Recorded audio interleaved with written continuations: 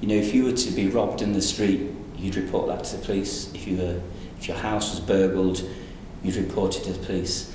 Some victims of domestic abuse suffer this for 20, 30 years, and for a variety of reasons don't tell the police or don't tell social services. And so all this crime is, in the UK we describe it as behind closed doors, hugely underreported.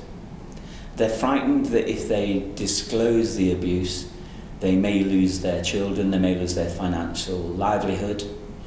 Abusers are often very clever and they're very controlling, and they often make the victim feel that they're the cause.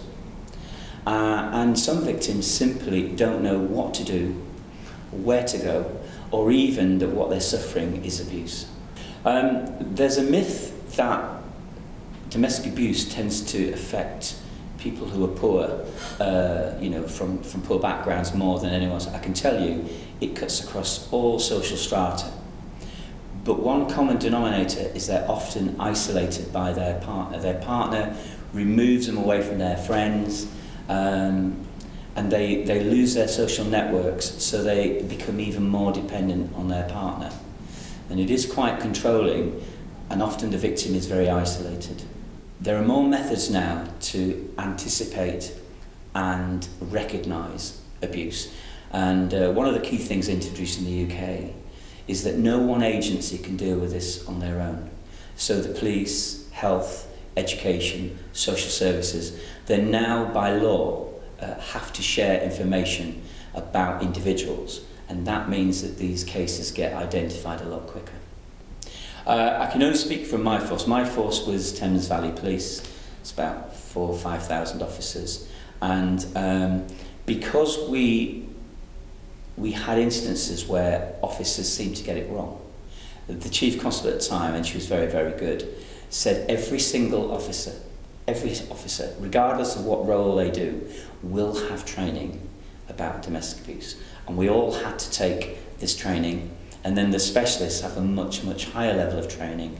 So they understand, they spot the signs, they understand that it's important to listen and not be dismissive. And you will get occasions where you work really hard with a domestic abuse survivor, and you take statements and you get all the evidence, and then for whatever reason they decide to go back. And however disheartening that is, you still have to persevere. You know, you still have to accept that that individual is in a dangerous relationship, and if they come and see you a second time, you can't turn them away and say, well, I helped you last time and you let me down. You just have to persevere, because it is a huge step. It's a huge step for someone to disclose that someone they love is actually not a very nice person. Yeah, there are often myths around domestic abuse. So typically, a young woman might say to her sister, I'm really worried about my husband, our relationship is getting physical, he's doing this, he's doing that. And the sister might mean well and say something like, well, I'm sure he's stressed, I'm sure he's worried about his work, I'm sure things will be okay, just let everything settle down. And of course, she may be going back into a very violent situation simply because the sister doesn't know what that advice could be. We've developed an app in the UK, and that app is called Bright Sky. And without going into too much detail, essentially it is a one-stop shop advice kit for anyone. It can help you because you think you might be in an abusive relationship. It can also be used by someone else who might be concerned about a friend, a loved one. It can be used by NGOs, social workers, doctors, even police officers.